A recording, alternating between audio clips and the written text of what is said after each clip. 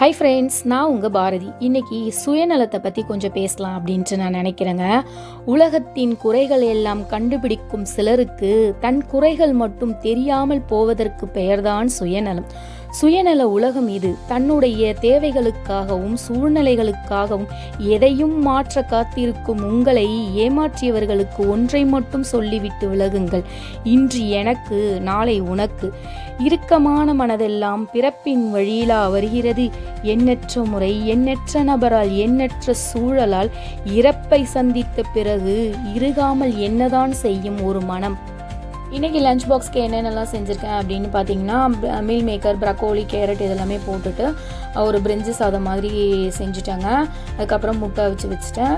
ஸ்நாக்ஸ்க்கு வந்து பொமோகிரானட்டும் வாழைப்பழமும் கட் பண்ணி வச்சுட்டேன் குழந்தைக்கு.